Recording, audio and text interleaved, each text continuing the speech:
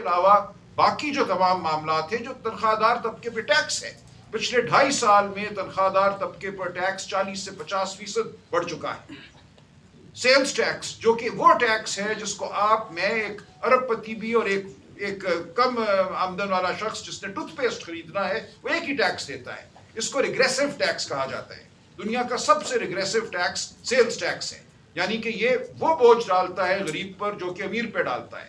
Taxation کا نظام وہ سمجھا جاتا ہے عدل پر مبنی جو غریب پر کم بوجھ ڈالے اور امیر پر زیادہ بوجھ ڈالے۔ ہمارا جو نظام ہے ٹیکس کا وہ غریب پر زیادہ بوجھ ڈال رہا ہے اور امیر کو چھوٹ دے رہا ہے، اور اس میں گہرائی پیدا ہوئی ہے، اس نظام کو بڑھایا ہے انہوں نے پچھلے 2.5 سال میں۔ کوئی ایک ایسی تبدیلی بنیادی نوعیت کی نہیں ہوئی جس کو ہم کہیں کہ یہ غریب پرور تھی، یہ غریب کے لیے کی گئی ہے۔ تمام تبدیلیاں ایسی ہیں جن کا مقصد صرف یہ ہے کہ عمراء کو بچاؤ اور غریب اور متوسط طبقے سے جو نچوڑ سکتے ہو وہ نچوڑ دو۔ یہ ہے پیغام جو آپ کو اپنے دل و دماغ میں لے کر جانا ہے، اور پاکستان کے عوام کی تقدیر جو ہے وہ ان باتوں سے منسلک ہے۔ اس کے ساتھ ساتھ اس عرصے میں ہم نے دیکھا جو کچھ ہوا 9 مئی کو، اس کے بعد جو کچھ ہوا فروری کے الیکشن میں اور 26 نومبر، مکمل ایک جلغار ہے پاکستان کی جمہوریت پر، پاکستان میں شرافت پر۔ میں بار بار یہ کہتا ہوں قانون، بنیادی حقوق، ان کا مقصد کیا ہے؟ ان کا مقصد ہوتا ہے احترام آدمیت، چادر چار دیواری کا احترام۔ یہ کوئی قانون ایک کتاب میں لکھی ہوئی تحریر نہیں ہے، قانون وہ ہے جو ہماری زندگیاں ہیں، یہ وہ شرافت ہے جس کے سہارے ہم جینا چاہتے ہیں۔ ہم پر ایک حملہ ہوا ہے اس قوم پر، آپ کے ووٹ کو چھینا گیا، آپ کے گھروں پہ حملے ہوئے، آپ کی بیٹیاں بیویاں کوئی محفوظ نہیں رہی۔ یہ چودھری اعجاز صاحب میرے ساتھ بیٹھے ہیں، ان کی بیگم صاحبہ کی بپتا ہم نے سنی تھی، جو ظلم ان کے اوپر ہوا ہے وہ بیان بھی نہیں کیا جا سکتا، اور ان جیسے ہزاروں اور گھر۔ تو یہ وہ صورتحال ہے جس نے پاکستان کی عوام اور ریاست کے درمیان جو ایک سماجی اور ایک عمرانی معاہدہ ہوتا ہے، اس سماجی معاہدے کو میں سمجھتا ہوں پاش پاش کر دیا ہے، توڑ دیا ہے۔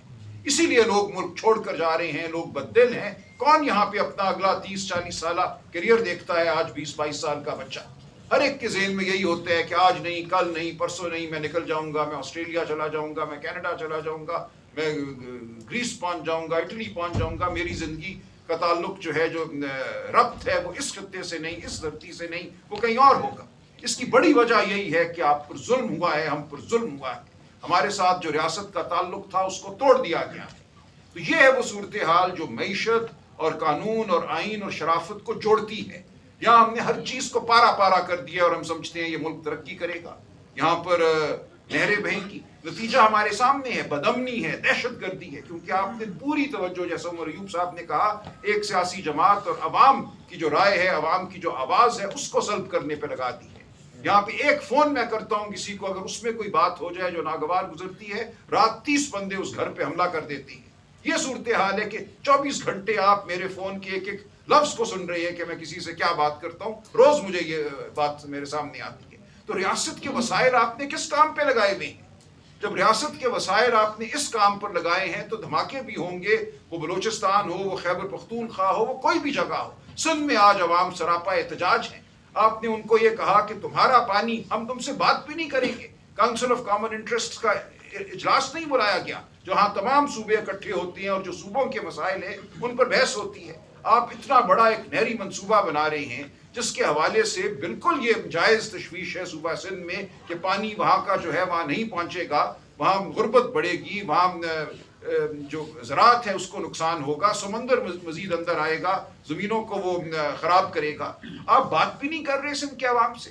آپ کہتے ہیں ہم نے فیصلہ کر لیا، گرین انیشیٹو ہوگا اور اس میں زمینیں ہم کس کو دیں گے، وہ لوگ یہاں پہ کارپوریٹ فارمنگ کریں گے اور بہت امیر ہو جائیں گے۔ لیکن سندھ میں کون غریب سے غریب تر ہوگا، یہ آپ کا کوئی اس سے سروکار ہی نہیں ہے۔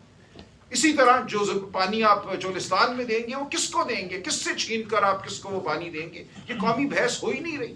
سب کچھ بند کمروں میں ہو رہا ہے۔